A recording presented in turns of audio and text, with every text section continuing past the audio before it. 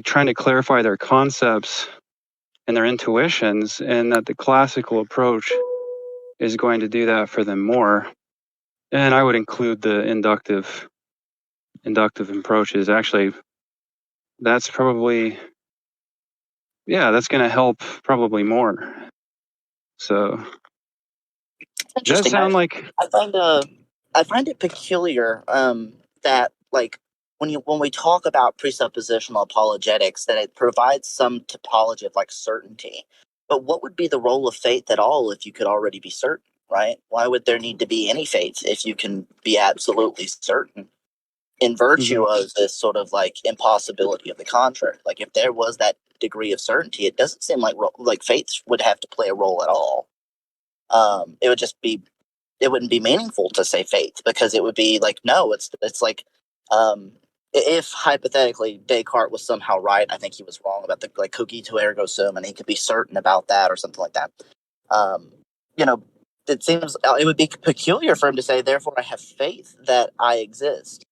Like, well, no, wait, you thought you had certainty, right? Not faith. That's always struck me as very peculiar. Now, I've noticed that no two presuppositional apologists really hold to the same presuppositional methodology. Their conclusions are different. Some of them come to like an epistemic conclusion, like without God you can't know anything.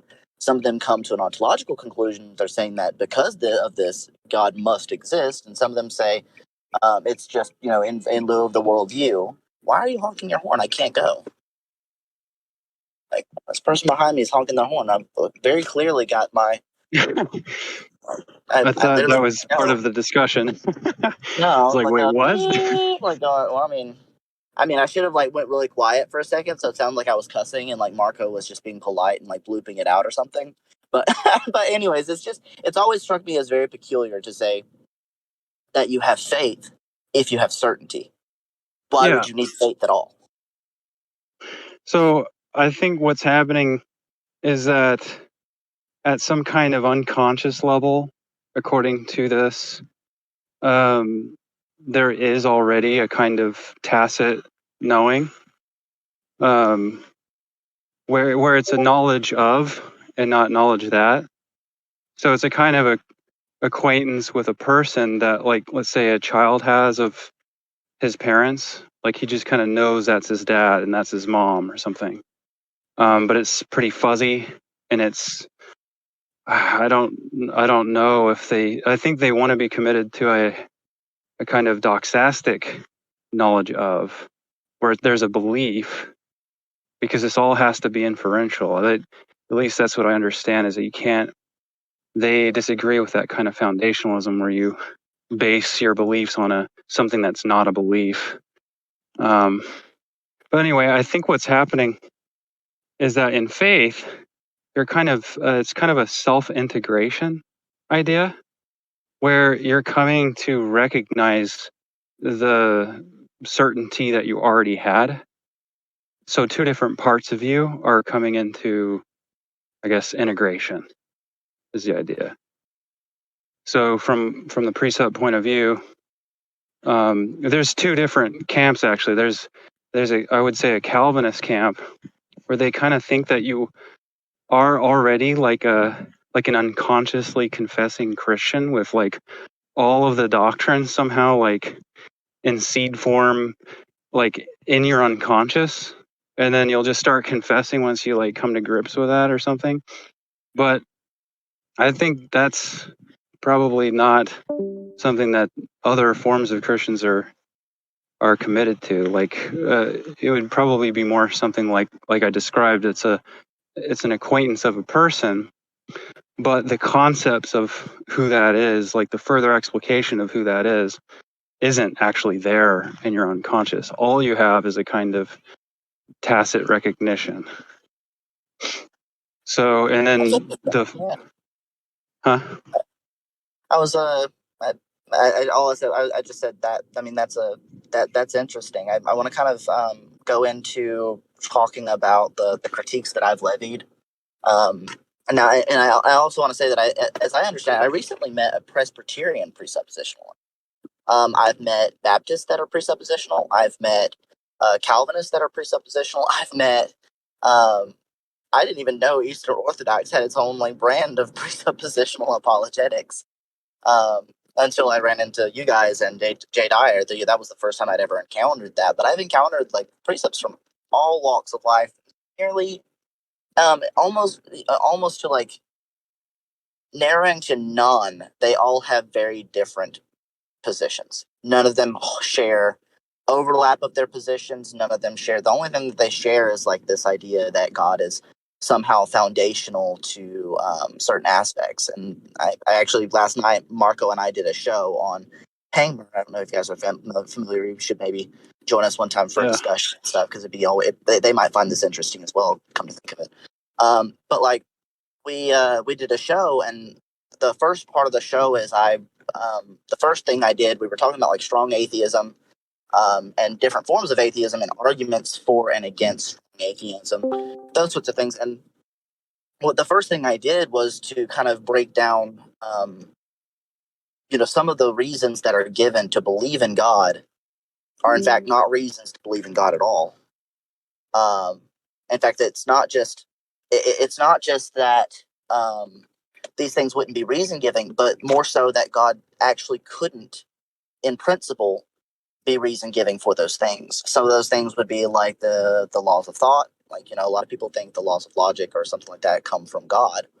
Um, I call them the laws of thought because that's what Aristotle called them, and that's what I'm used to calling them. So the laws of thought coming from God doesn't, or being caused by God doesn't make sense. It ends up being circular.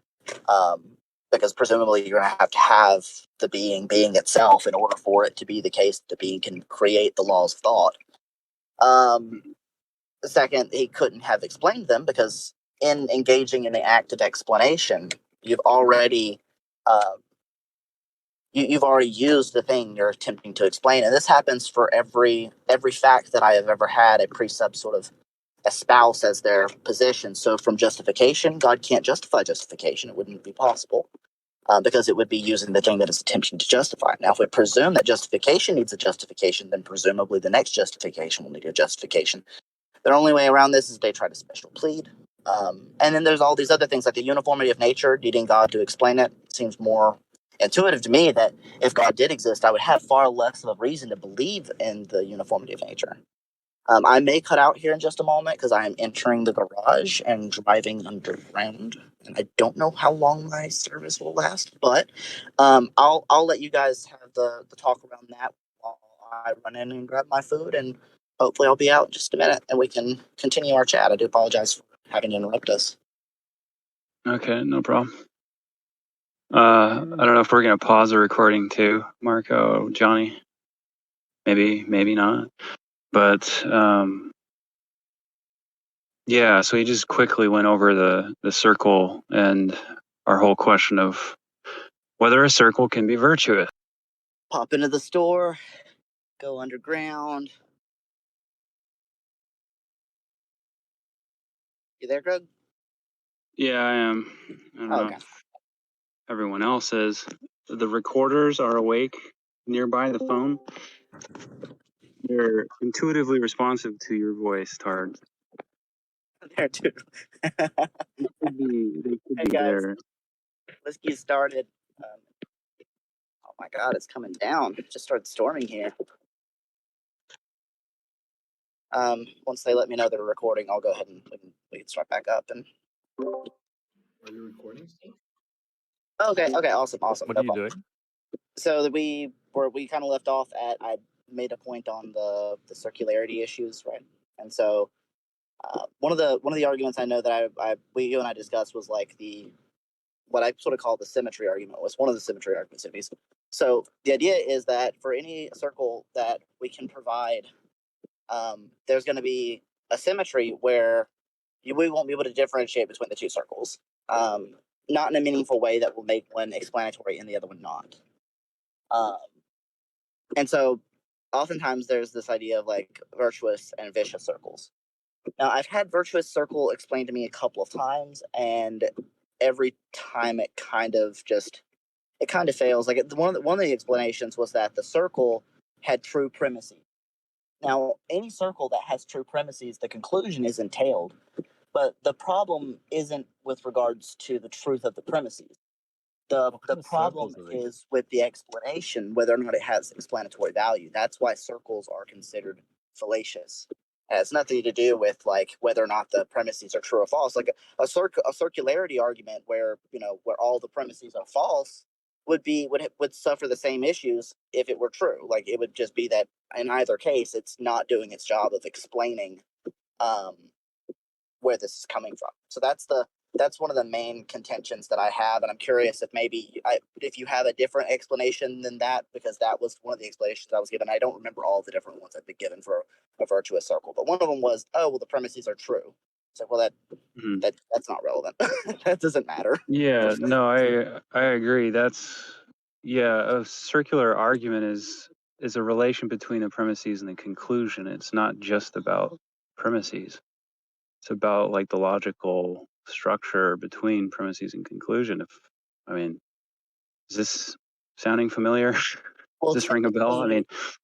technically, circular arguments are valid in that if the premises are true, then the conclusion does follow, right? So, like, if that Yeah, one premise is true, then if, say, for instance, you beg the question, you say something like God exists, and your conclusion is God exists. Well, yeah, it does follow that if God exists, then God exists, right? That's the problem is that you just right. haven't actually argued for the thing; you just put it in the premises. So, of course, the conclusion. Yeah. So it's not about validity or invalidity, that structure between the premises and the conclusion. It's really more about whether it's informative, like whether some new information has been conveyed, whether we've learned something. Whether And if you're just, whether it has successfully explained the thing that has been questioned or the thing that we're asking an explanation of. yeah, and that would be informative. Yeah, so Yeah, that would be one way exactly. that. So yeah, no, I think we both agree that that's going to fail as our notion of a virtuous circle. What I would say the precept Steelman is going to say it is that it is both consistent and complete.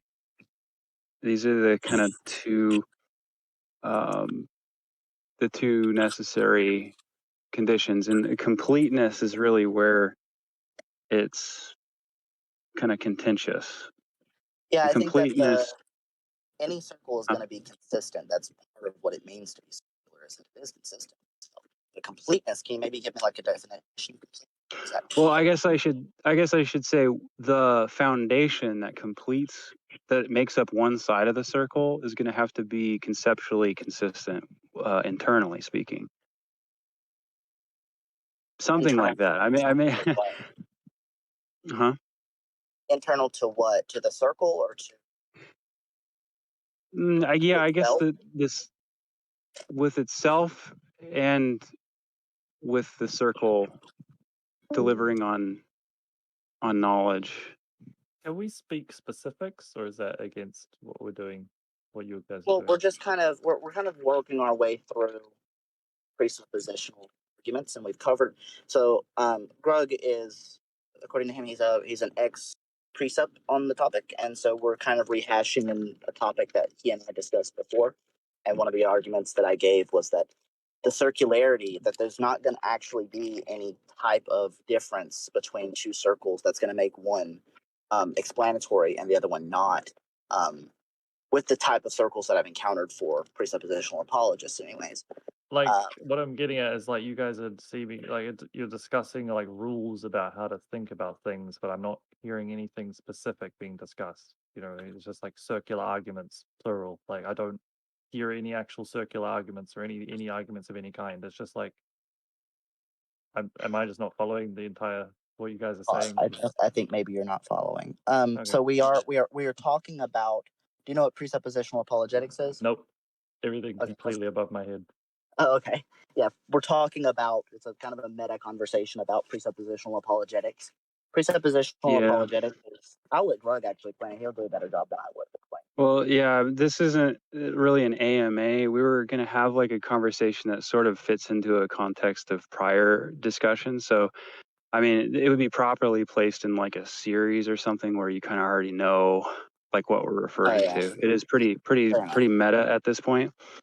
But But yeah, so what we would say it is like, it's basically an argument that relies on a disjunctive syllogism.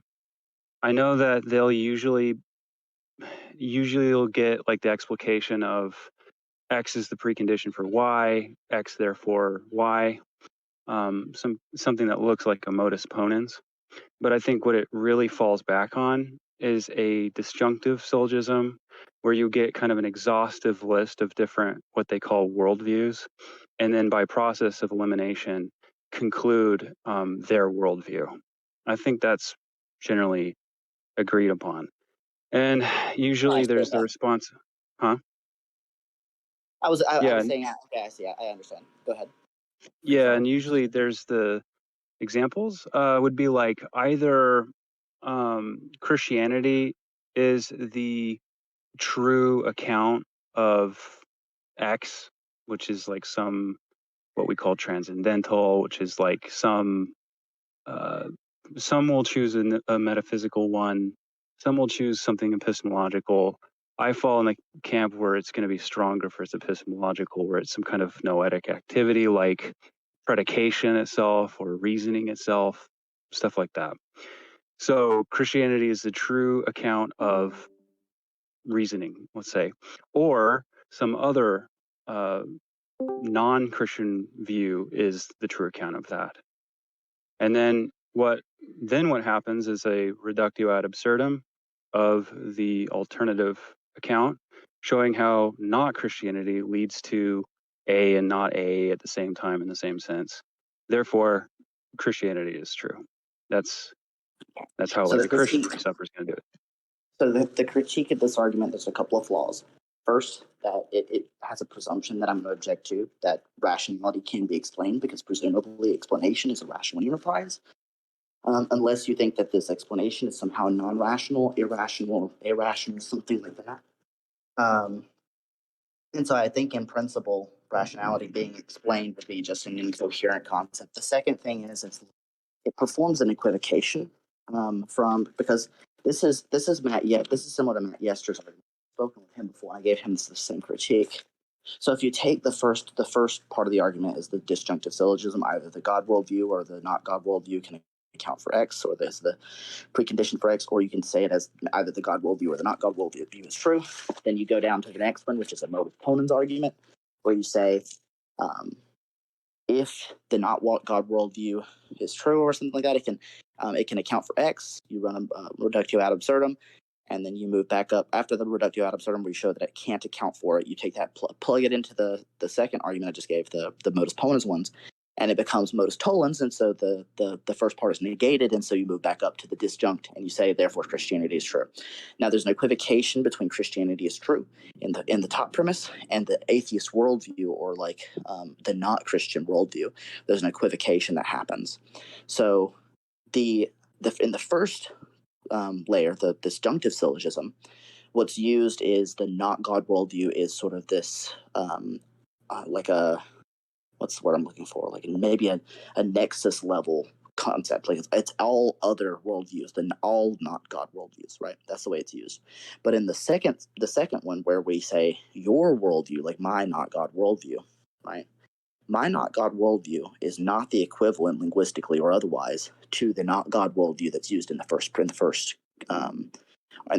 syllogism. So the disjunct.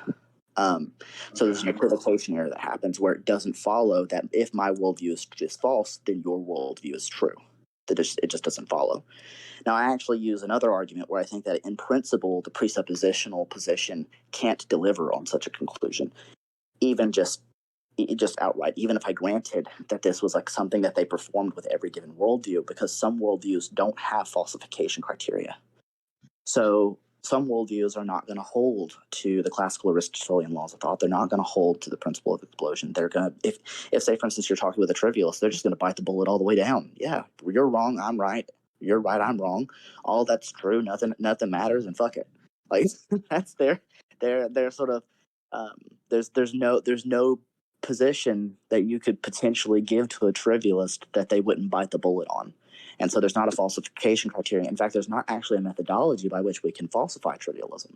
So any position that you posit is going to be symmetrical with trivialism being true, and it's important to note that in order for us to find something that's false about a position or something, we have to posit something that's differential to that position. So, like if you and I are talking about um, how to fix my car, and I say to fix my car we do X, and you go no, you don't do X, you do Y, right, to fix the car. You've posited something outside of the thing that I've just offered. With trivialism, every proposition is symmetrical to their position. So any proposition they would just bite the bullet on. Any Yeah. given proposition. And so like some worldviews, and that's not just the only worldview that's like that. There's lots and lots of worldviews that don't have falsification criterion. And you might say, well, these are just hypotheticals, but they're not. There's actually people, philosophers, and things like that in fact held these views. Are you guys like revising or debating or Oh, like we're having a combo. Like we probably disagree, but we also agree, and we're trying to like locate what that is, like what we do you agree on feel and what we don't. like some of the words you use, are they necessary or are they overly convoluted?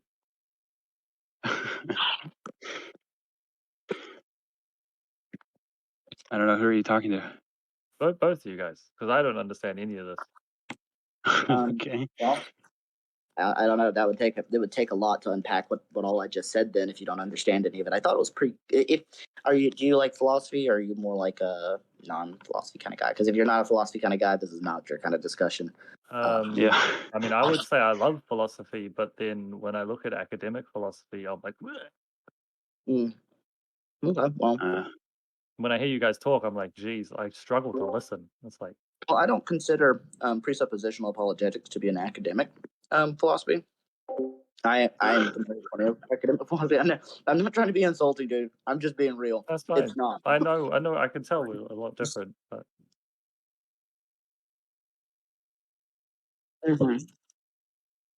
It's like Ayn Rand. If you go to like a philosophy convention, they make jokes about presuppositionalism and Ayn Randianism, which is like the objectivism or whatever. It's like it's not a real philosophy because it's not rigorous. Generally, any ism, I'll just forget what it means. Yeah, well, I mean, that's kind of important, I guess. I mean, maybe you could, if you're reading philosophy, you could study like the names of the people or whatever. But let's continue the conversation. That's my criticism of the disjunct. Then, because the method is disjunct, modus ponens turns into modus tollens using a reductio ad absurdum, and then you end up equivocating. And not only that, but it's just false that there is any view that could be or would be the account of rationality, because presumably, like an explanation for rationality would be itself rational, and that doesn't make any sense. It's just a you didn't. I don't even think it says anything. Like,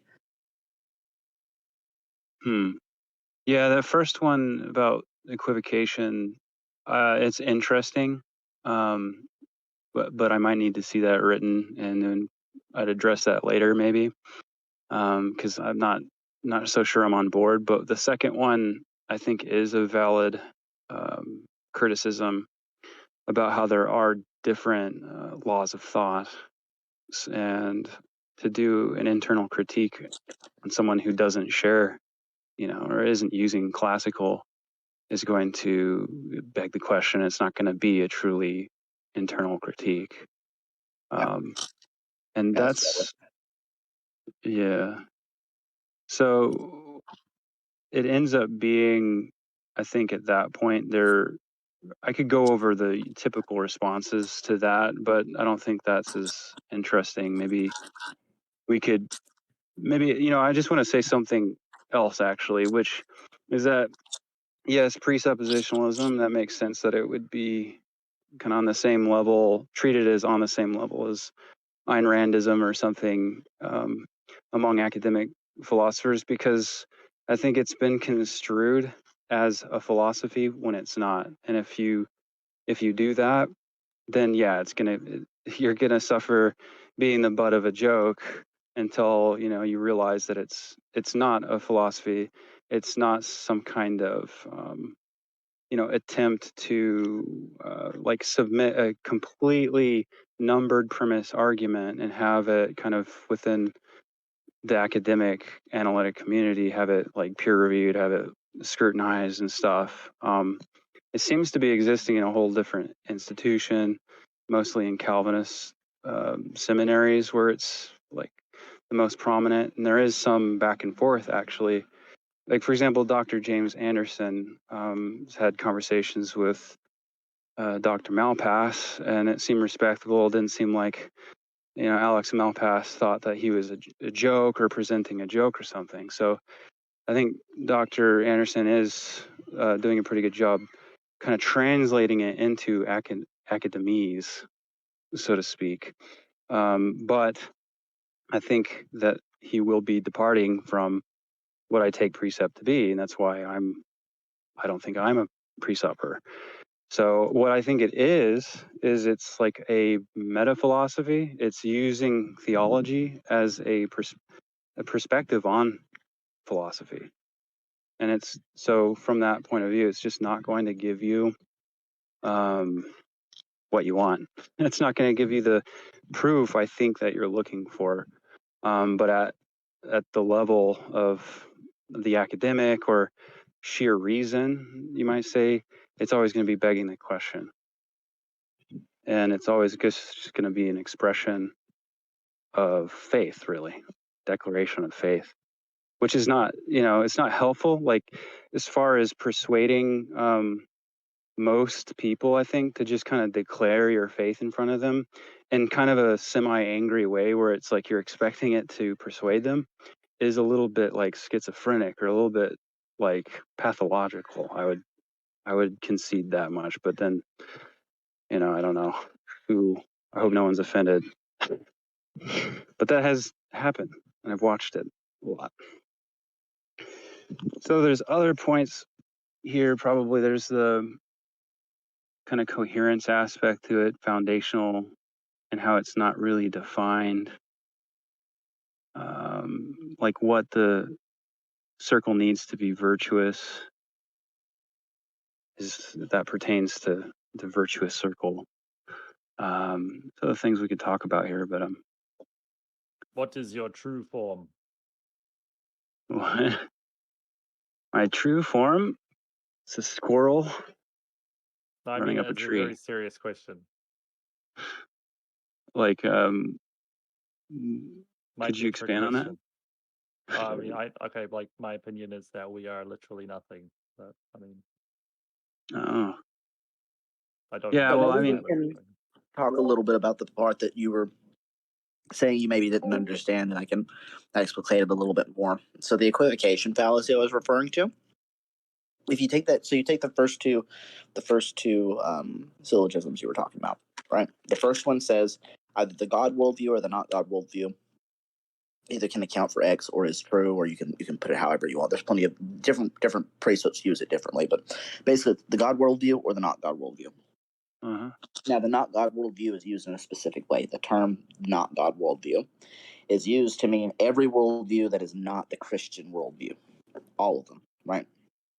Now, in the second syllogism, when you posit a not God worldview, like my not God worldview, Marco's not God worldview, or any other given not God worldview, that is not the same type of not God worldview, right?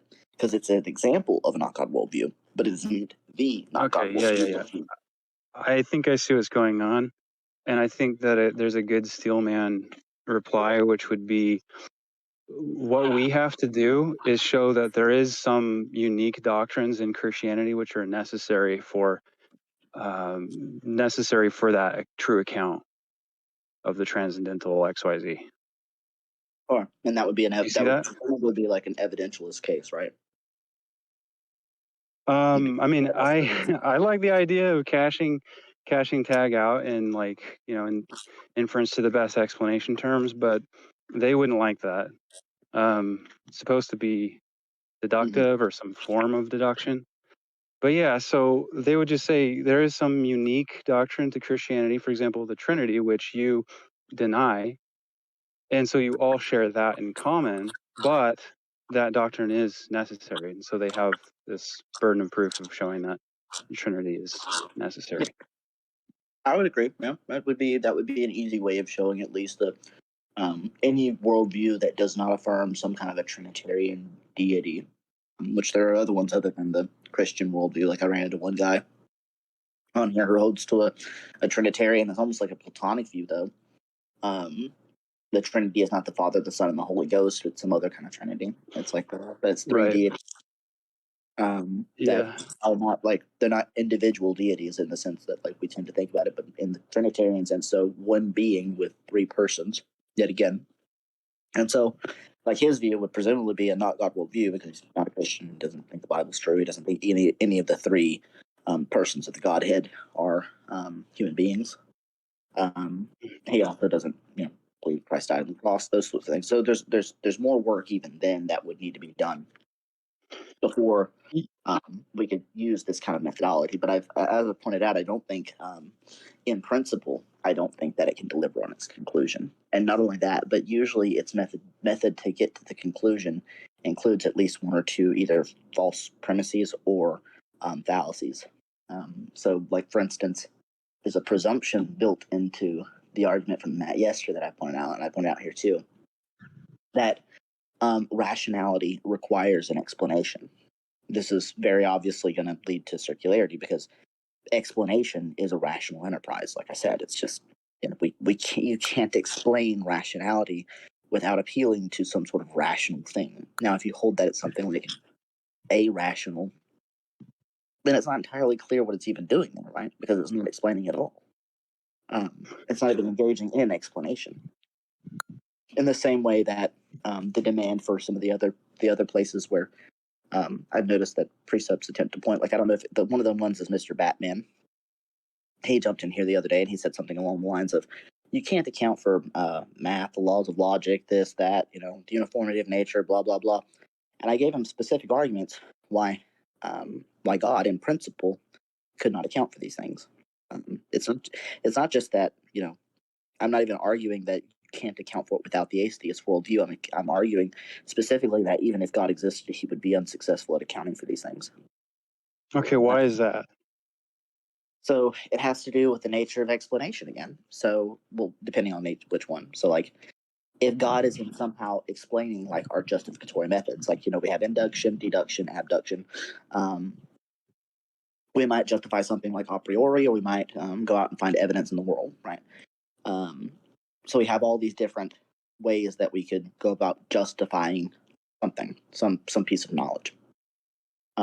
If we posited that God, that those things themselves require some kind of justification, then what we're saying is that justification requires justification. That premise needs to be true, or at least our justification requires justification, which I think both those premises are in fact false. The first one leads to an imminent regress, and the second one leads to a special pleading. And I find both of those just one, they're not. It's like it's not even doing anything. We're multiplying entities without reason to do so. I think it's more rational to say that explanation, justification, and all of those things are internal to an epistemic system. They're not a concept that's going to have some sort of external relation. There's not going to be like a justification going all the way down, or a justification for justification, or a justificatory method for justificatory methods.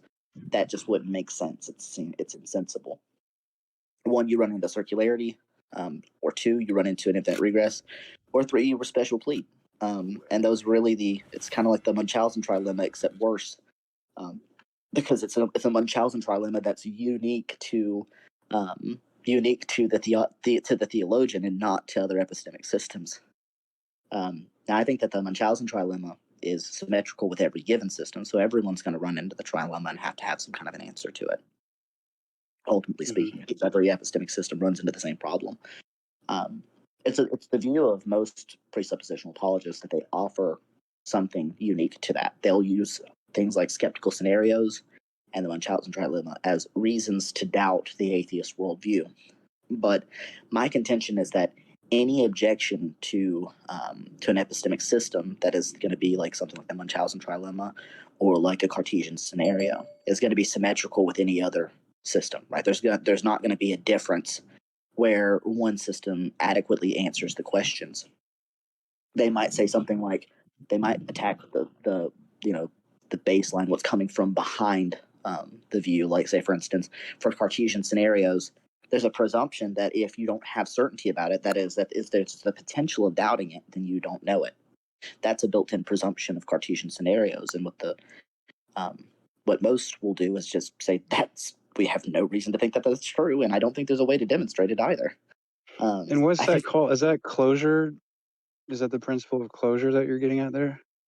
No, the closure principle is the idea that knowledge is like disjointed. So it's not something where it's like it's a total system that's interrelated and interlocked in every way.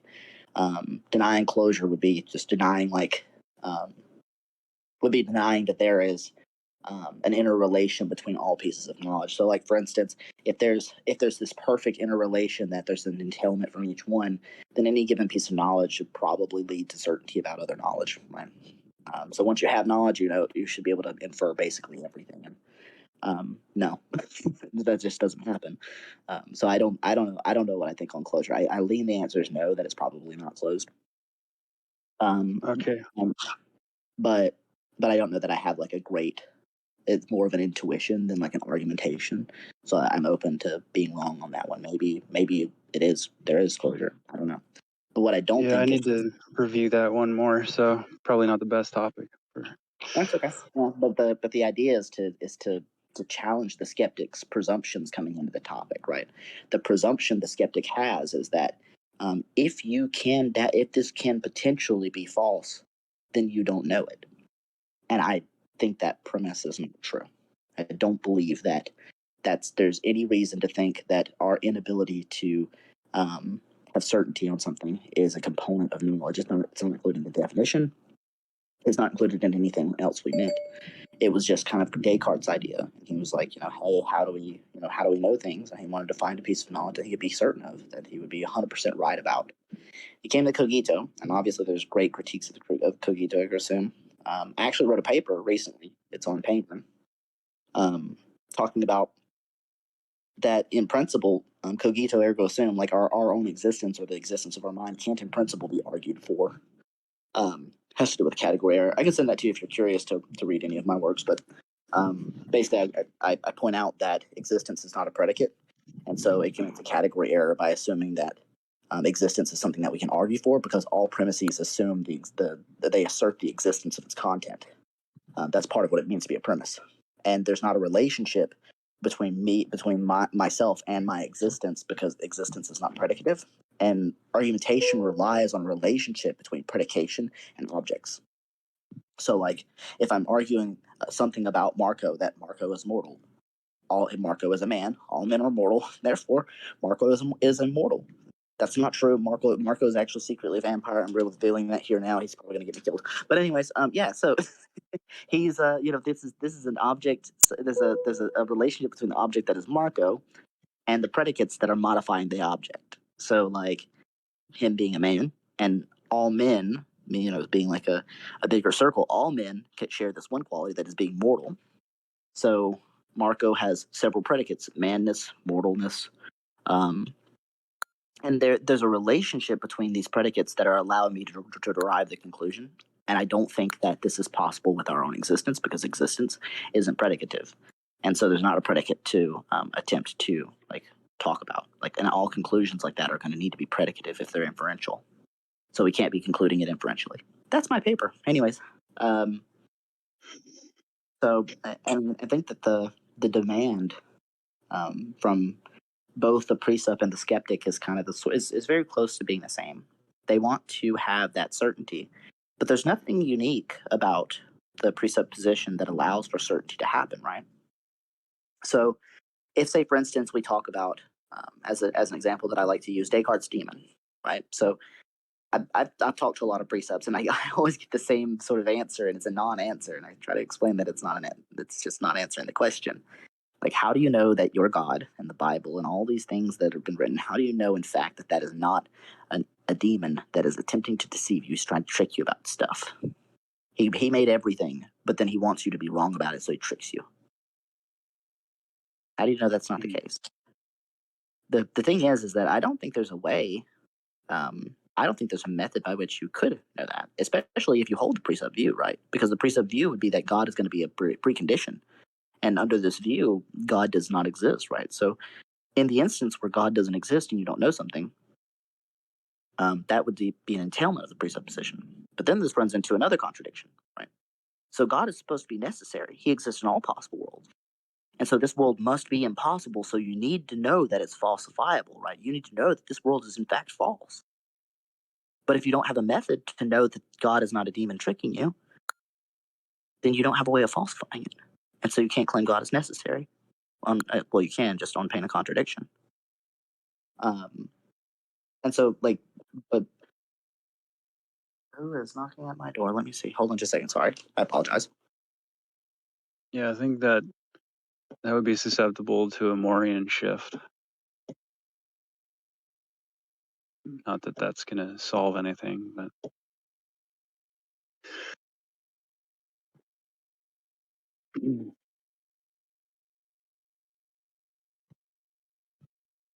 That was interesting. Okay, anyways, back to it. So you said it's susceptible to like a Morian shift? yeah, it would be something along the lines of, well, I apprehend God in my life experientially, so that's how it's impossible. That would be symmetrical with the position being true, right?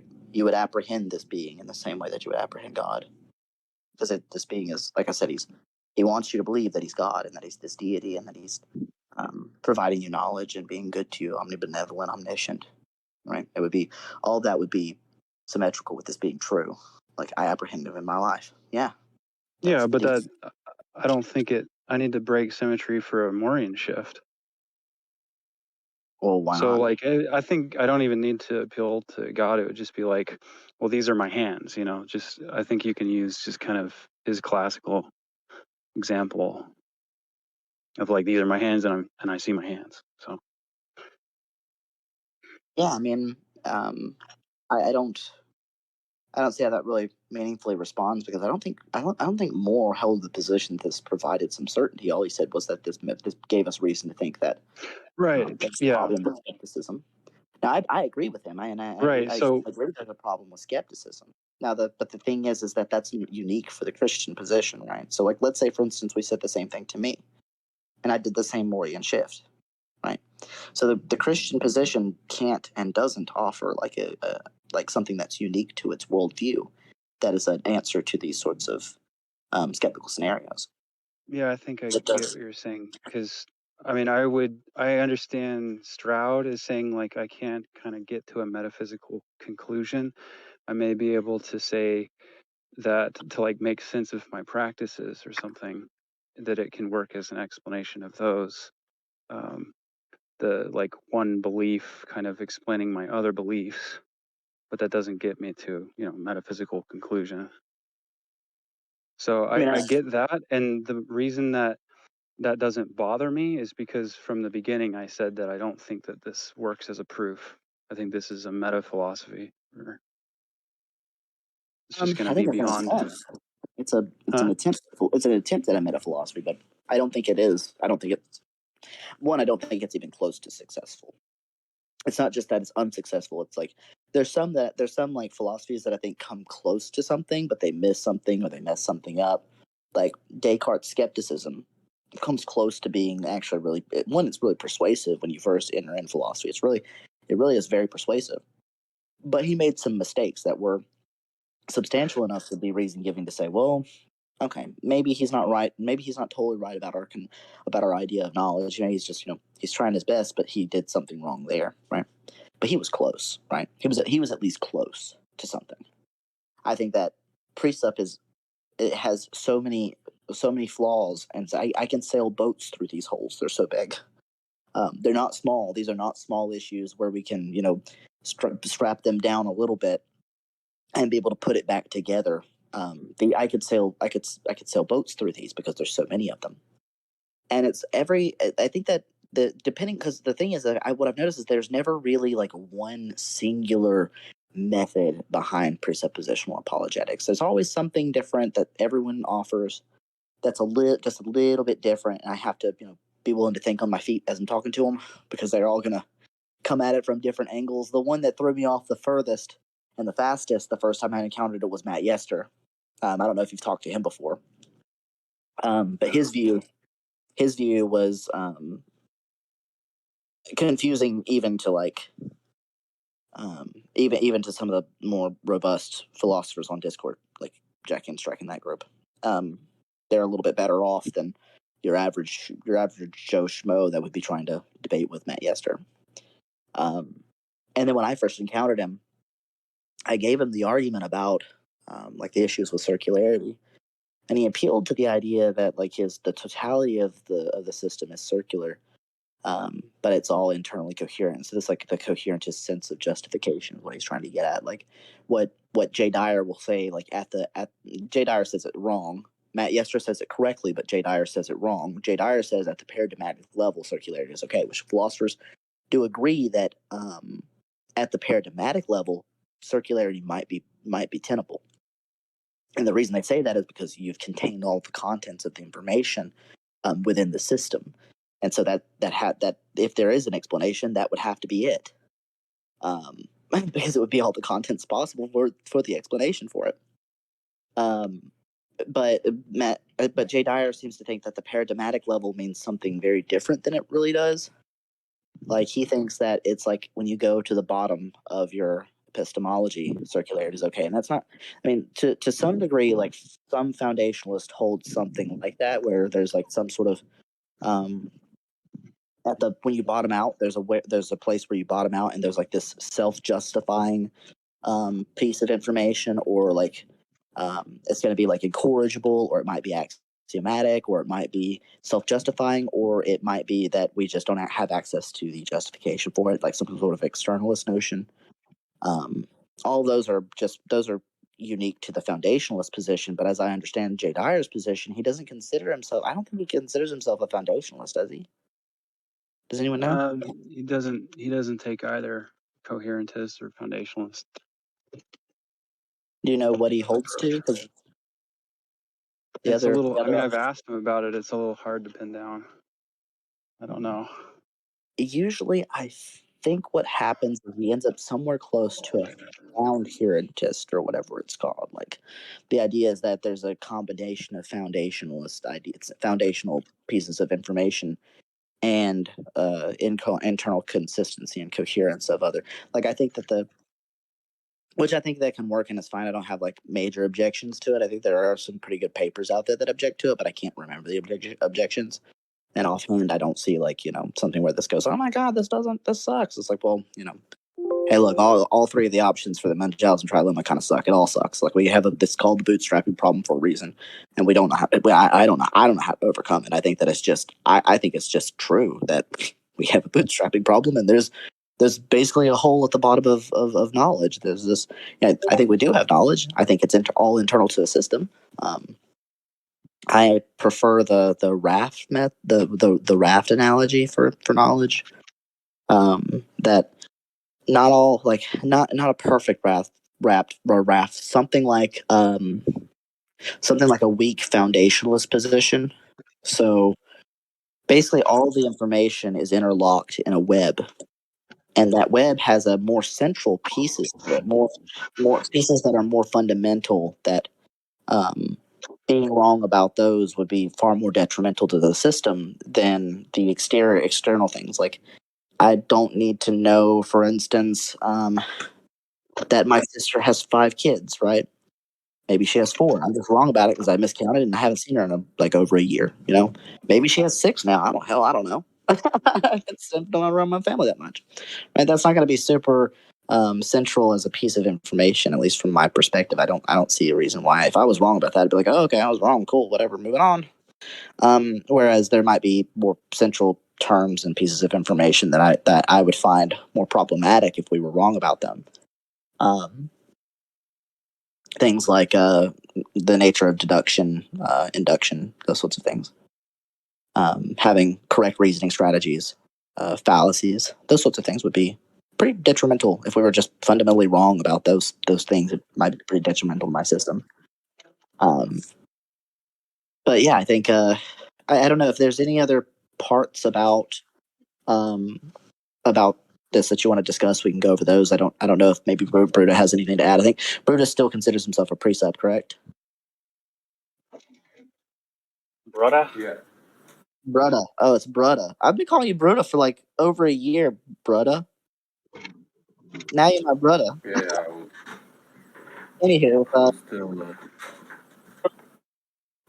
if there's anything else you want to kind of go over, I think I've covered all of my arguments. So there's the attack on circularity. That's one of the arguments I've used. The second argument that I use is the issue of like any given skeptical scenario is going to attack a Christian view just as well as it would attack any other view. Like any radical skeptical scenario is going to just do the same thing, and any response that's available to a Christian is available to anyone else. And so it's not like it's offering some novel or unique reason to believe something. And then the final one is that I don't think that I don't think it can in principle deliver on its conclusion, because some worldviews don't have falsification criteria. So those are the three main big attacks on all precepts that I've had. I think that's with every precept. Like I said, yeah, sometimes I do have to think on my feet and attack their arguments differently. Like my attack on Matt Yester's argument is a little different, because I have to attack that the first premise has the disjunctive syllogism. It has the God worldview and the not God worldview, and the not God worldview equivocates. He equivocates on the terms not God worldview, and his argument relies on that equivocation. And so he's not actually successfully come to the conclusion that the God worldview is true, or even really given much evidence, because it would be the same degree of evidence. Like if he didn't equivocate and said something like, well, this is just reason giving to think that the God worldview might be true. But it's like, well, but it would be just as reason giving for every other not God worldview. So like it wouldn't be reason giving for just the God worldview. All the other not God worldviews contained in that sort of meta not God worldview that he posits in that first premise, it would be just as reason giving for all of those views, right? So it didn't the disjunct didn't do anything for him. He didn't even need it, because it would just be reason giving to think one of these other views is true, and not the view that you just examined. But that would be any of those other views. It would be just as if you managed to falsify my view, it would be just as reason giving for to think that an Islamic view is correct, or like a strict empiricist view is correct, or some other view, as it would be for Christianity being true. Like it would be just as reason giving for all of the others as it would be for Christianity. And so that's part of my argument. Just one, it doesn't make a whole lot of sense, and two, it fails. But I think he does the best job of it at the attempt. Like 10 points for the attempt. I don't know where he got it from. I don't know if that's Bonson's argument.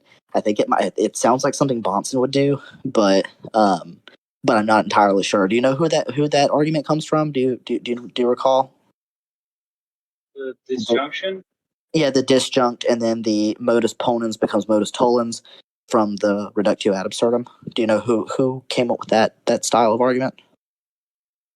I think that's from Van Til and Bonson. Yeah, I think. Yeah, okay. I thought it sounded like a Bonson thing, but maybe it was Van Til. I'll look back. I can't remember. But I was like, that sounds very Bonson. And it was actually, I mean, it's better than Darth Dawkins. I mean, that's not super high praise, but it's better than Darth Dawkins. So it's probably a good thing that we're recording this, because I don't totally get everything that you ran through there. Okay. Usually, because you gotta for me to follow, especially while I'm driving, maybe slow down by 5 miles an hour or something. But I could put on the precept hat and see where that goes, just as a dialogue. I thought that was okay. I thought that's what we were doing, but okay. Yeah. So when you said that giving an explanation for rationality is circular, I think that the preceptor would agree. I think they would say that you can also, our theology would say something else, though, about that circle. Like, wouldn't you agree that from the point of view of the Christian theology, that rationality would be explained? Or do you disagree? I don't even think that concept makes sense. They might think that, but it wouldn't even be sensible. Like I don't even know how you would how would you talk about it. By the way, that just seems odd to me. Okay, so for example, we would say that God has a certain nature that is intellectual, although we can't get at exactly what it is. That is still an analogously true assertion of God that He is rational. Like it's not just rationality in the sense that we know it. And we know that that's analogously true because we're made in His image. We are sort of like a metaphor of God. So our having rationality and relying in kind of everyday, ordinary life on the classical laws, for example, you don't see how that would be explained by the theology. Like why the rules of classical logic is kind of how we, are running our economies, kind of like a little bit too maybe pathological or crazy to try to introduce like certain other forms of logic, although maybe like trivialism. I know that's not a position of logic exactly, but it's a certain consequence that might be accepted from non-classical logics. But we don't like balance our checkbooks or like kind of go about our ordinary social lives on the idea that like something can be also the negation of itself or things like this. So you don't see our theology as like providing some kind of explanation for that. Yeah. So the way that I would respond, because you sort of broke up a little bit, so I may not be that my response may not. What I understood you were saying is something like, you were asking if I don't see how, like, from the Christian perspective, we operate in this worldview where we assume that things are themselves and we go about our day to day life. We don't, assume that maybe something can be not itself and those sorts of things. Yeah. Now, this is something that I talked with Brutta about, and we actually talked about it a little bit in here yesterday evening.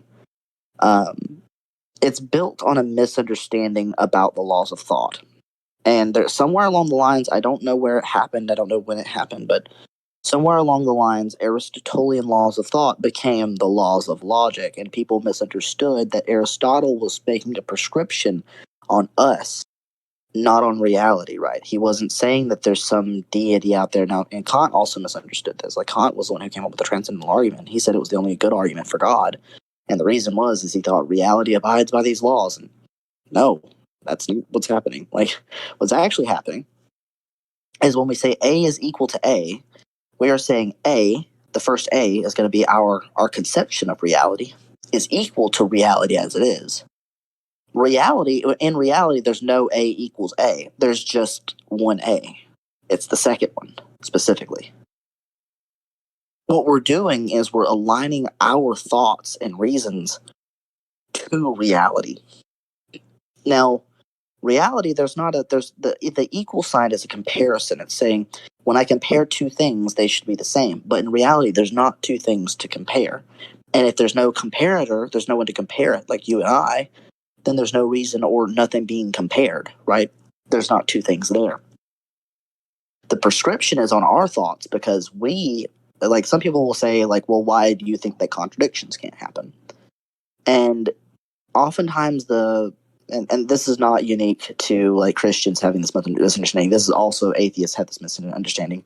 Very, very often they will give a dumb response. The dumb response is, well, we can't conceive of contradictions. Therefore, they can't exist in reality because reality has some relation to my concepts. Now, there is some degree of truth to the fact that I think that reality does have a relationship to our concepts. There's a participative relationship between observation and reality. I don't deny that. Now, what I do deny, though, is that that's the reason why contradictions can't happen. It's the other way around, precisely, right? So what's happening is contradictions are only conceptual. The only way we can even deal with and talk about contradictions is in the conceptual sense, because it's not in reality, and we can't conceive of it. Both of those things are true. They're not out there in reality, and we can't conceive of them in like the scenario sense. But where we can conceive of them is in the propositional sense. So I can say P and not P. So like contradictions are a derivation of language. It's something about us where we can be wrong, and that's why Aristotle made those prescriptions not on reality. He wasn't talking about just reality. He was I think he was talking about he was talking to us, saying, "Hey, in order for you to be right, you have to align your conception of things with the things as they are. That's how you be right. And the only way that you run into a contradiction is when you're wrong about your conception of things. That means that contradictions are a derivation of our conceptions, not something where we're asking whether or not they can happen in reality. I don't even think that makes sense to ask, because reality just is that second A. It's just A. There's no A equals A. There's just A. The comparison comes in when we come in. Now, the reason I think that God can't really do anything about this, there wouldn't, one, even if I granted that the laws of logic were out there in reality and they somehow did govern the world, even then I don't think God could be the account for it, because presumably you would have to use that thing. Now, if we accept circularity at this level, let's say, for instance, we accept oh yeah, it is circular, but that's fine because it's a virtuous circle where it's true, or I don't know how they would phrase it, but I would say something like, well, then why wouldn't we just posit that the laws of logic are the reason for the laws of logic? When now we got a circle, and honestly, in my opinion, one of them makes more sense. In one instance, I'm positing God as the explanation for them, and using the laws of logic, and then in the other one, I'm just saying no. It's just that we're using them to justify themselves. I'm cutting out. I cut God out of the scenario, and that's an intro. If you hold that Occam's razor like an intellectual virtue, it seems more preferable to me that we would do it that way. I don't think that's what's happening. I don't think they are self-justifying. I think they're axiomatic, and I think it's more about our ways of thinking. It's us telling us how to think. It's saying, hey, brother, what you can't do is you can't reason from A equals B, right? Or A equals not A. If you do that, you're gonna be wrong. And that's all. That's it. Yeah, there's also the idea that we shouldn't be wrong and we should be right in that sense. So besides the idea that maybe the laws are somehow governing the world, as you said, but I would rather point out that we want to follow these laws and be right instead of wrong, and that the existence of God can explain this normativity. Yeah. So I think actually last night, one of my friends, Before you go on, mm-hmm. What you said a little bit ago about contradictions not truly existing in reality, Mm-hmm. doesn't that presuppose that you have access to the true nature of reality? I don't even think I need access to the true nature of reality to know that, because if what I'm saying is contradictions are purely conceptual, it's for instance, we have good reason to think that colors are purely conceptual, right? They're our mind's way of interpreting things, right? In the same way, when I analyze contradictions, the same thing happens. They're purely conceptual. The reality would not tell me anything about contradictions, because they would just be derivative of me. In the same way, when I talk about colors, I don't necessarily need to know and be able to see reality absent the spectacles, as Kant would call it. He says that we wear those spectacles that color reality. He uses the analogy of the emerald spectacles, where we have these emerald spectacles on all the time, and we're looking at reality, and there's always this divorcing of our experience from reality. How would we go about knowing that reality was not green? Because we would see it as green no matter what we did, right? And he uses some strategies to talk about the why color is purely conceptual. It's an object of the perception. And I think we can do the same thing here and go, well, I don't need to know what reality is in itself to know that this is purely conceptual, because I think it's contained in the term, right? I think that contradiction means a proposition and its negation, but I take propositions to be sentences, so it's a semantic thing, right? That's just contained in the term, so it's analytic. And so it's a weird presumption. I think we would have to go usually the presumption is, how do you know those aren't possible in reality? But it's the other way around. It's like, wait, why would I think they are possible in reality? Here's a purely conceptual thing. I've got the proposition and its negation. Why on earth would I think that can happen in reality? What would be reason giving to think that? And when I ask, is it possible for it to happen in reality? What's the criterion I'm even asking for? Right? Possibility is, from my understanding, is a type of modality where we're talking about the nature of propositions, right? And the contradiction is the greatest degree of modality. So it doesn't even seem like a sensible question to ask, is it possible in reality? It's like, what does possible mean there? Why? You're going to need a definition for it, right? Like, and second, I'm going to need a good reason to think that can happen in reality when it's a purely conceptual thing. Like, it's only because you and me and Marco and Grug and all these other people exist. That's the only reason we even think about contradictions. If we didn't exist, contradictions would... What would that mean? It's purely in our heads. It's all in our heads. I don't even think it's sensible to talk about it in terms of reality. I don't know what possibility means there. So, anyhow, back to that's my answer to that. But back to Grug. I don't know. But it seems like when you say that it's purely conceptual, I don't know. It still seems to be presupposing. Like a sort of, like, it all sounds, I mean, it might be wrong, but it all sounds like an appeal to incredulity or inconceivability again. No, like I said, it's only because it's conceivable. It's the opposite of an appeal to conceivability. It's only that I can conceive of it. Only I can. Only you and I can. Right? It's the reverse. It's not, I can't conceive of them, therefore they don't exist in reality. It's like, no, other way around. It's because I'm the only thing that can conceive of them that's reason giving to think they're not in reality. Only I can do that. Only you can do that. Only Marco can do that.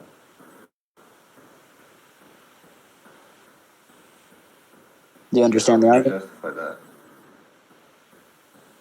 that. So what it means to be a contradiction is a P and a not P, right? The P is a proposition. Propositions are sentences, and sentences are semantic. Semantics are related to language. So all I'm saying there is that the language contradicts itself, right? And that's the only form of a contradiction that exists. It's the only one that we know of. I don't know what it would mean for a contradiction to exist in reality, right? There's no. It's like, how could you define a contradiction in a way that is non-propositional, not sentences?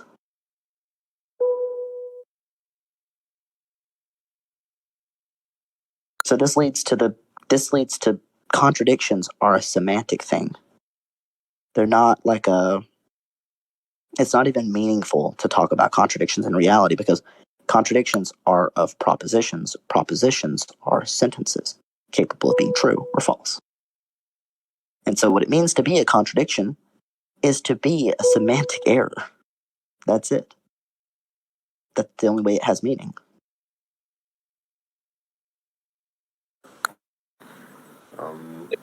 Is it relevant at all that you're to be like a non? I can't hear you, Grug. Oh, sorry. Driving, so I guess it's a bad network area. Do you hear me now, maybe? I can hear you better now than I could before, yeah. Okay, so does your argument at all here hinge on like nominalism? Because it sounds like you're saying sentences are propositions.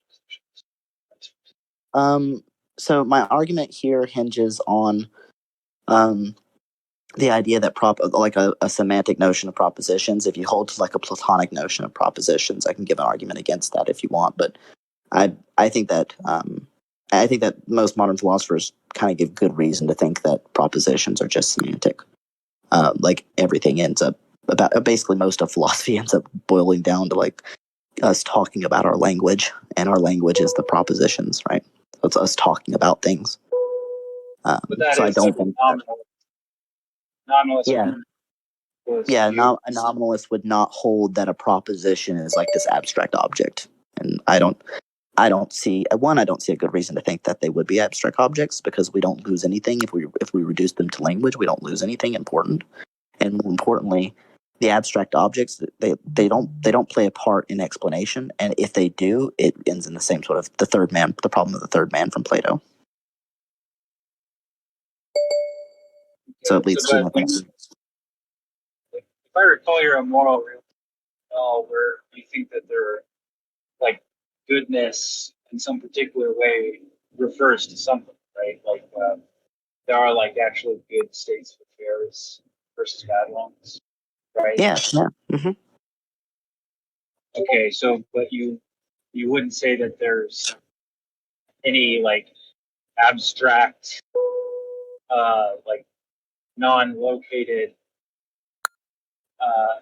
universal goodness or standard. Well, there's a difference between being non-local, like not having a location, and being like Platonic, right? So like a component of Platonism is that they're non-local, right? They're not spatio-temporal.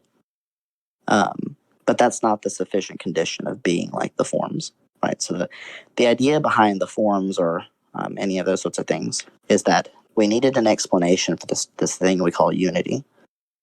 So like when I look at a bottle, a square, something that's blue, I have these universals that seem to be able to I can pull them from the object that they're on, and I can look at another object and it can have that same quality, right?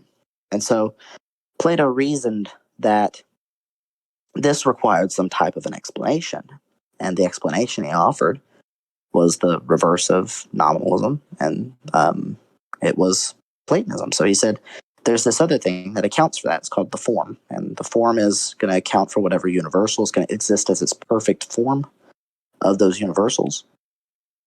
But later on, he realized that this is problematic, because that first premise that if these things are somehow have commonality, then they require unity, so they're going to require an explanation, is going to lead to an infinite regress, because you again end up with a form and a universal, right? So you've got the form, you've got the universal, and those have something in common. There's a commonality to the form and the universal, like the universals that are square and the abstract object, the form that is square. That now you have two objects, and those two objects presumably have something in common, and so they're going to need an explanation. And so now you have a meta square. The meta square unites the form square and the universal squares. But if you notice, again, you end up with two objects having needing some kind of unity behind them, and so now you have a meta meta square, and then from there a meta meta meta square, and then from there a meta meta meta meta meta square, and so on and so forth ad infinitum. Aristotle took this and ran with it, and then later the next explanation came down to nominalism, which is that these things reduce to our utterances, so they're just us talking about things, and that's my position. And I think that anyone who holds like a Platonic idea of like propositions is going to run into the same issue. Like there's not entirely what they were hoping to do is to have this abstract object that we can work with in order to talk about objects in reality. But we already have that. We call it language.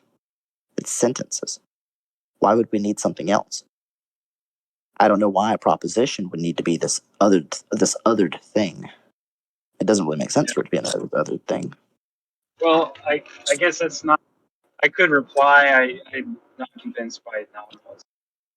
I see myself as some sort of, realist of some sort, but it's not exactly, I don't know, that interesting to go that route. The alternative view, the only other one, so there's basically three potential views with respect to this. There's the Platonic view, the conceptualist view, like Kantian, and then there's the nominalist view, so nominalist, Platonist, conceptualist. So the conceptualist, though, all they really end up doing is they just take Platonic objects and they stick it in someone's head. So like, rather than it being, rather than the squareness of something and its relation to another thing being square, having this abstract form that unites it. Instead, it's our mind that is the uniting relationship. And that's Kantian. Now, the criticism is that this has the same problems as Platonic realism, and it sort of reduces to Platonic realism, because all you really did was you just said, hey, look here, instead of these abstract forms existing out in nothingness or in a non-spatio-temporal sense, and they're just like these, these weird objects, let's take those and stick them in someone's brain. I think that it's at first glance an intuitively appealing position, in that like it does seem to play an explanatory role. But I don't think that it plays any greater of an explanatory role than nominalism does, right? Like us saying that it's us talking about things, like when we say squareness, we all have this idea of squareness in our head, but it's not like our head is like actually applying that to the world. It's just that we're using language to try to capture and describe things. Unfortunately, I have to go in here in just a little bit, so like maybe we can go over anything else you want to go over while we're here, and then I have to hop off for a little bit because I've got some stuff I got to do before the evening comes. Sure. Well, if no one else has a question, I have like kind of a finishing question. So, anyone else? No, maybe. Okay. So, what's your opinion of like the least bad theistic argument? What do I think is like the least bad theistic argument? Yeah. That's a toughie. If you mean like the most persuasive is maybe something like probably something like the what's it called? The fine-tuning argument, something like that. I think that it still has its problems, but it's definitely among the more persuasive of them. The other ones I think are not only most of them aren't very persuasive. The flaws are far more obvious, and I think it does a better job of like hiding its flaws. The only other one that I would appeal to would be maybe like something like the modal ontological argument, but the strength of it is that its complexity makes it difficult for people to comprehend what it's saying, and so it's harder for them to find the errors, and so people don't know how to respond to that. And like complex arguments and like high level arguments can be you can play the obscurity game, right? I could sit around and talk philosophy all day, and I could pull out the most obscure and bonkers sort of positions out my ass all day. But if I'm really honest about things, like is the modal ontological argument, does it really work? No. Do I think any of the arguments really work? No. But it's one of the more difficult to identify the problems. Yeah. Do you think that there's any reality that philosophy couldn't capture in arguments? I don't know I couldn't hear the question. Something about philosophy and arguments. Oh, yeah. So I'll try again. Do you think that there's possibly any reality that can't be captured by philosophy or arguments? Maybe. I mean, I don't know. I'm open to the potentiality of it, but I don't really, because I think it would be too strong of a claim, like, to say something like every reality is going to have the qualities of our reality, and in the sense that like because our reality is capable of having like philosophy about things, that every reality should have that. I find that too strong of a claim, and I don't see a good reason to think that that's the case. I'm open to the position that maybe some realities are like this incomprehensible, messy nonsense. Maybe, I don't know. Maybe the laws of whatever the initial conditions of our universe produced what we experience now, and the way in which we experience it and the way in which we comprehend it in such a way that philosophy uniquely is a potential here, but maybe in some other world, maybe not. I don't know. I don't have a good reason to think there are those kinds of worlds, and I don't think that the mere possibility of, or like the mere granting that maybe they're possible, is like, enough of a reason to believe that I don't know that I don't know something about these things, right? But yeah, my answer is like I'm not going to make a strong claim on that because I don't know. I don't have a good reason to think there are, but I can't say they're not. Yeah, maybe I phrased that wrong. kind of talking about like this world or the actual world? Do you think that there's any part of it that is not comprehensible by philosophy? Oh, part of our world that's not like comprehensible by philosophy? That's the question? Yeah, like some examples where I think maybe it's potential that we can't have an explanation of them are things like the what happens beyond the event horizon of a black hole. We may not, in principle, be able to know, right? And I actually think there's an argument. It was one of my friends who gave it to me, and I can't remember. He was very proud of his argument, but it was actually it's a paradox that was written by someone else, a famous philosopher. But basically, it says that the concept of truth doesn't require that it is knowable. So there may be truths that are in principle not knowable by us, and so we don't necessarily know that those things exist because obviously, if we did, then they would be knowable. So, but the argument and says that if a quality of truth is that it requires that it is knowable, it ends in a contradiction. That's the paradox. And so, yeah, I think there probably are things about our world that we can't, in principle, know. Yeah. Do you have corresponding to that? I don't know. You're breaking up. You sound like a robot. Beep boop bop. Beep beep beep beep boop bop. Yeah. So maybe you hear me now. I can just give it a second. I think you broke up a little bit there, but try it again. Okay. So do you think that there's a different sense of knowledge that corresponds to that part of reality? Do I think there's a different sense of knowledge that corresponds to something, to the unknowable thing? Yeah, like a possible sense of knowledge that goes beyond the sense of knowledge that you're using when you say it's unknowable. No, I don't. If I'm saying it's unknowable and I'm using some other sense of, like, if I talk about another sense of knowledge, like,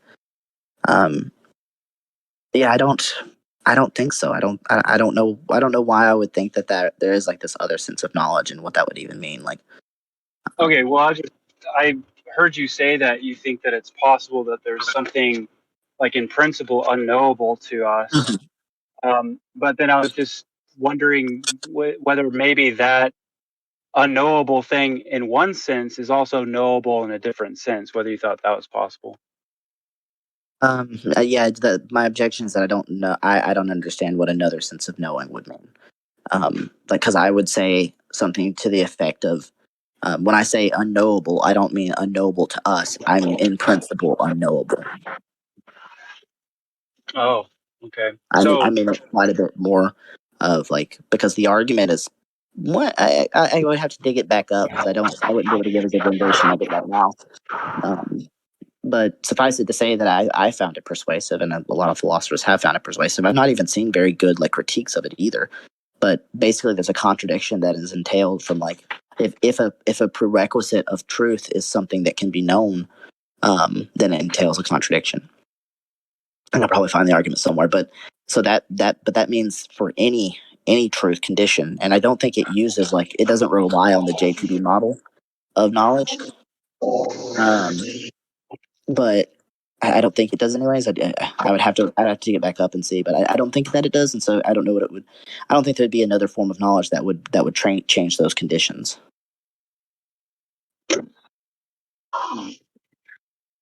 Okay. Well, I'm encountering car problems, and you got to go anyway. So Yeah, I gotta go too, man. It was good chatting with you guys. I hope to see more of Bruda. I'm still gonna call you Bruda. I like Bruda better. I don't know why. I like Bruda better. It sounds better. Sounds less. Bruda sounds like I'm trying to say brother, but like even worse. And I just feel weird saying it like that, so I'm just gonna call you Bruda. You can hate me for it later.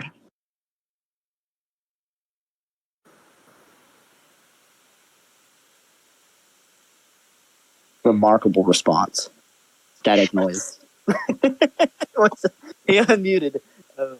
Last of static came. Oh, you can hear me. Yeah, now I can hear No, you. I said Before it's okay.